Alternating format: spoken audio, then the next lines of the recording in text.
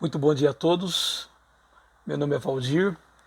Eu sou um discípulo de Jesus, um seguidor dele e congrego na igreja dele na cidade de Guarulhos, no bairro dos Pimentas. E para mim tem sido um grande privilégio toda quarta-feira chegar assim com um texto das Escrituras Sagradas, onde podemos meditar nela, onde podemos assim conhecer cada vez mais, especialmente podemos tirar lições para as nossas vidas. Hoje eu quero fazer algo um pouco diferente. Hoje eu não vou trazer um texto específico para estudarmos, mas eu vou fazer uma espécie de um jogo, né? Vamos falar um pouquinho sobre os quatro evangelhos. A Bíblia diz lá em 2 Timóteo, capítulo 2, versículo 15, procura apresentar-te aprovado como obreiro que não tem do que se envergonhar e que maneja bem a palavra da verdade. Manejar bem a palavra é conhecer, primeiro é conhecer bem a palavra. E é claro, depois de conhecer, é internalizá-la e saber como aplicar essa palavra no dia a dia de uma maneira assim prática. Há 32 anos eu tenho o privilégio de assim conhecer as Escrituras Sagradas, estudá-la com mais afinco. Na realidade, a primeira vez que eu tive contato com a Bíblia foi aos 10 anos, quando eu li os 4 evangelhos, e de lá para cá eu devo ter lido já, de 10 anos para cá, são 37 anos, e de lá para cá eu já li várias e várias vezes, mas nos últimos 32 anos, de maneira especial, eu tenho assim lido as Escrituras. E hoje eu quero fazer algo um pouco diferente. Eu quero falar assim, de improviso, inclusive daquilo que eu tenho na minha mente sobre as diferenças que existem entre os 4 evangelhos. Todos os evangelhos, assim, os 4 evangelhos, Mateus, Marcos, Lucas e João, foram escritos por 4 pessoas assim, diferentes.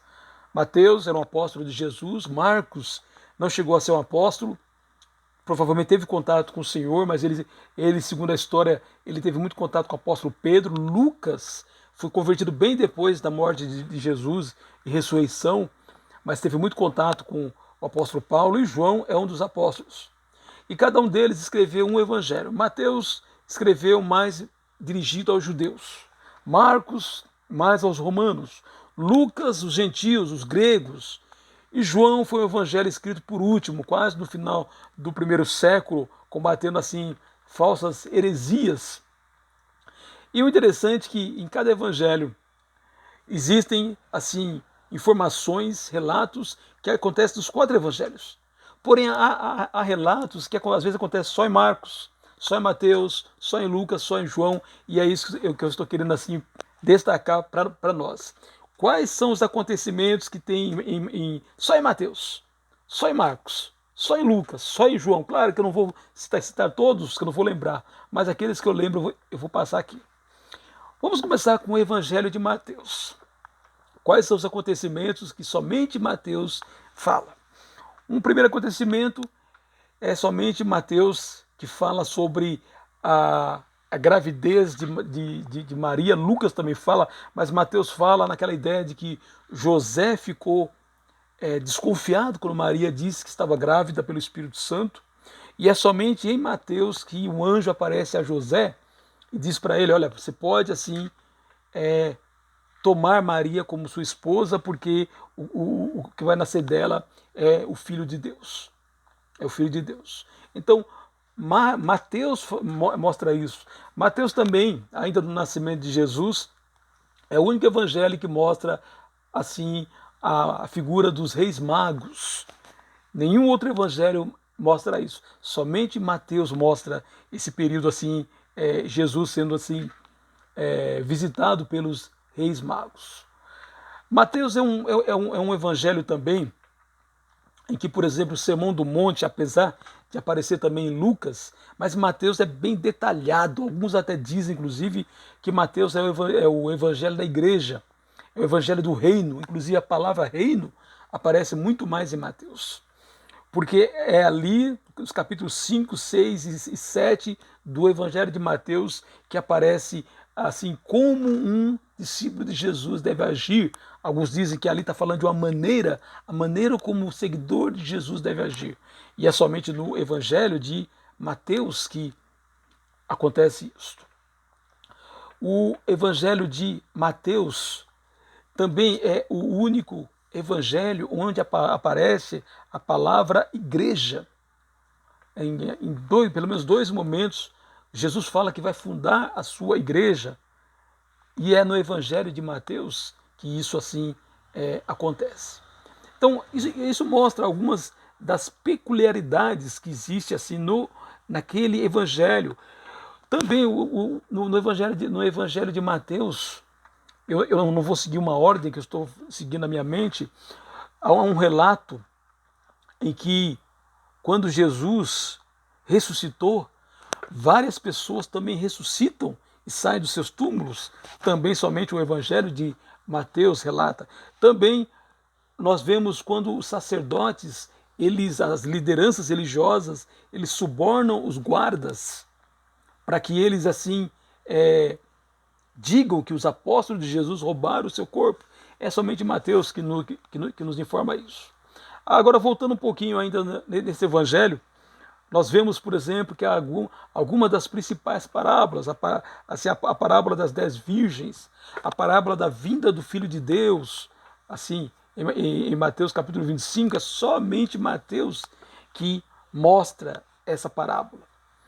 Agora eu vou passar para o Evangelho de Marcos. O Evangelho de Marcos é o evangelho mais curto.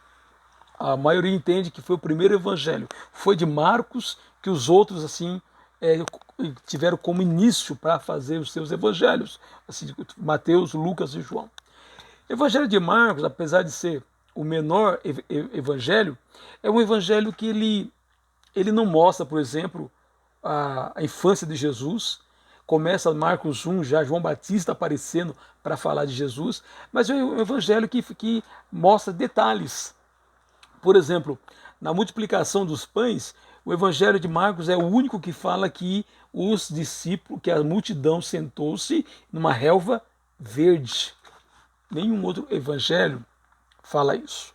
O evangelho assim de Marcos também é aquele evangelho quando Jesus, na sua prisão, diz que um moço seguia Jesus e os guardas tentaram assim prendê-lo e esse moço fugiu assim nu. É o evangelho de Marcos que fala isso. Inclusive alguns entendem que esse moço que fugiu nu era o próprio Marcos, João Marcos, o autor do evangelho. Também no jardim Getsemane, Jesus no evangelho de Marcos é o evangelho predileto para quem gosta de mostrar a humanidade de Jesus.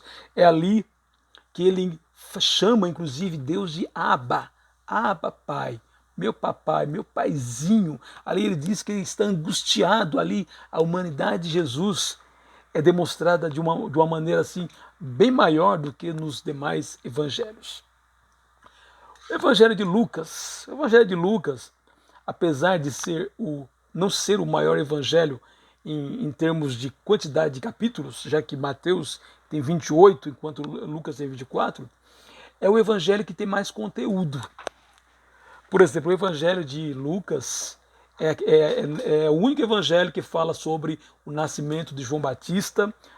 Isabel e Zacarias são assim informados pelo anjo Gabriel de que João Batista nasceria para preparar o caminho para Jesus. Também no evangelho de Lucas, Jesus também é anunciado, aparece o anjo Gabriel para falar com Maria, e é somente no evangelho de Lucas que é mostrado isso, o anjo Gabriel. No evangelho de Lucas, apesar de não aparecer os reis magos do evangelho de Mateus, Lucas mostra os pastores recebendo uma visão, uma mensagem de anjos, e de que Jesus tinha nascido, e eles vão inclusive em Belém encontrar assim com Jesus. Só Lucas mostra isso. Aliás, o Evangelho de Lucas é o evangelho que mostra a infância de Jesus, né? Existe muita curiosidade, até existem evangelhos apócrifos, né? Aqueles evangelhos não reconhecidos como inspirados por Deus, que mostram com detalhes a infância de Jesus. Lucas tenta nos tirar um pouquinho da curiosidade. Lucas mostra Jesus, por exemplo, indo para o templo.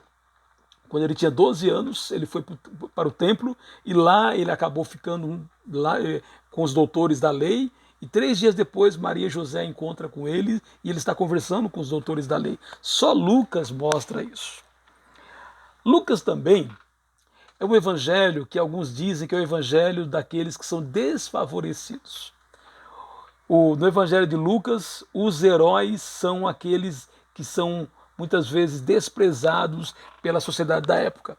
No evangelho de Lucas, o samaritano é o herói, é o protagonista da história, enquanto que o sacerdote, o levita, eles saem muito mal, assim, na história assim do bom samaritano. No Evangelho de Lucas nós temos a história nós temos a viúva, assim, que vai insistir para que o juiz cuide da sua causa. No Evangelho de Lucas nós temos lá no capítulo 18 o fariseu e o publicano. Os fariseus, que na época eram considerados os santos, ali ele é retratado como alguém arrogante, enquanto que o publicano ele é uma pessoa assim humilde, que pede a ajuda de Deus, pede inclusive perdão pelos seus pecados. No Evangelho de Lucas é onde nós vemos também a parábola do filho perdido, é só no Evangelho de Lucas que tem. Ali também tem a parábola do rico e Lázaro, também somente Lucas que conta essa história, mostrando mais uma vez como Lucas ele tenta favorecer, dizer que as pessoas pobres são as pessoas que têm um coração mais aberto para Deus. Uma outra assim diferenciação que nós podemos ver no terceiro assim evangelho são alguns dados importantes sobre a prisão e assim a morte de Jesus. No Evangelho de Lucas é o único evangelho onde Jesus ele transpira alguma coisa que parece ser gotas de sangue. Só Lucas fala isso.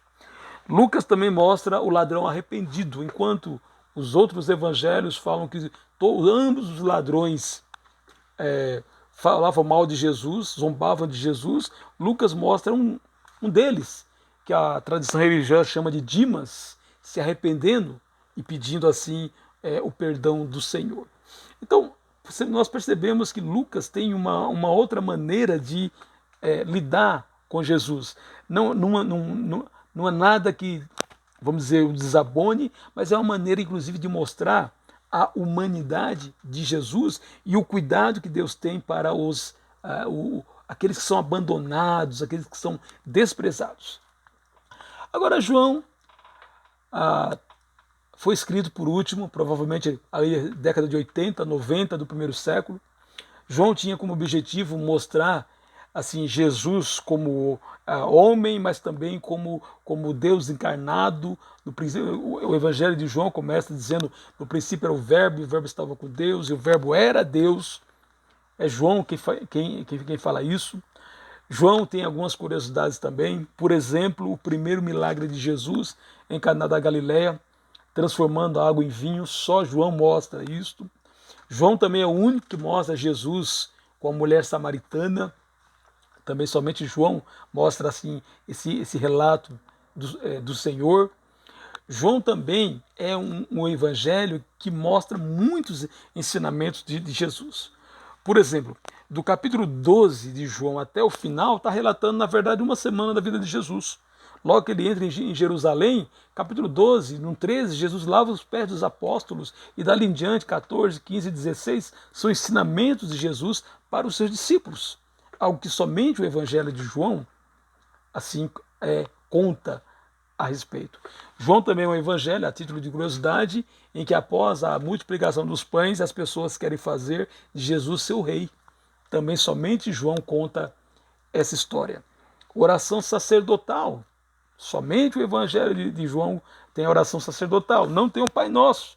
O Pai Nosso é encontrado no evangelho de Mateus e de Lucas, mas João tem aquela bela oração chamada oração sacerdotal. Falando ainda sobre a prisão de Jesus, assim, e a crucificação dele, o Evangelho de João ele mostra Pilatos com mais afinco tentando livrar Jesus assim da morte. Inclusive em Lucas, em João, quer dizer, que Pilatos diz que tem autoridade para tanto prender, tanto matar como soltar Jesus. E ele diz aquela frase célebre: nenhuma autoridade o Senhor teria se não tivesse vindo lá do céu. É mais uma assim diferença.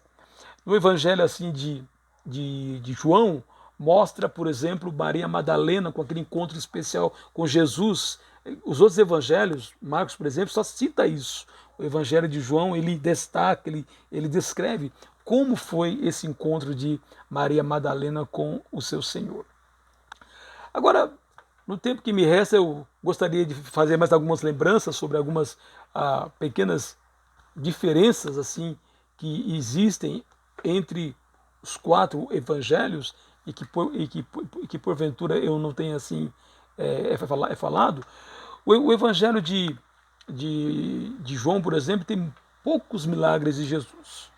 E os milagres de Jesus em João são sinais que têm como objetivo produzir fé. Não é milagre para tirar a curiosidade, assim, é milagre com o objetivo de produzir fé assim nos seus ouvintes. Ao contrário, por exemplo, de Mateus, Marcos e Lucas, que realmente aparecem muito mais milagres feitos pelo Mestre. Então, são algumas das diferenças que nós podemos assim notar nos 4 evangelhos, e que eu falei assim de cabeça, não cheguei a fazer um estudo sobre isso. Mas por que eu estou falando, tentando mostrar essas diferenças? Exatamente o texto que eu gostaria de ler hoje, João capítulo 20, versículo 30, diz o seguinte: na verdade, Jesus fez diante dos seus discípulos muitos outros sinais que não estão escritos neste livro. Estes, porém, foram registrados para que vocês creiam que Jesus é o Cristo, o Filho de Deus, e para que, crendo, tenham vida em seu nome. Eu gostaria de deixar essa mensagem dessa quarta-feira com esses relatos, essas diferenças, essas curiosidades. Não citei todas, claro, nem todas eu lembrei, mas a convidar a você a ser um leitor da Bíblia assíduo, leitor diário, todos os dias. Cada dia você lê um pedacinho dos evangelhos, um pedacinho dos escritos sagrados. Você vai ver que com o tempo essas leituras diárias farão uma grande diferença e você vai ter um conhecimento muito maior das escrituras sagradas. Eu quero convidar você a ler o livro mais lido no mundo inteiro. Então, mais assim, lido no mundo inteiro, que você seja um leitor, mas um leitor assíduo. Esse livro é o livro que contém a verdade absoluta de Deus. Lá em João 17:17, na oração sacerdotal, Jesus diz: santifica-os na verdade. A tua palavra é a verdade. Então, esta palavra pode tornar eu e você sábios, conhecedores das verdades absolutas que vão nos levar à salvação na pessoa de Jesus.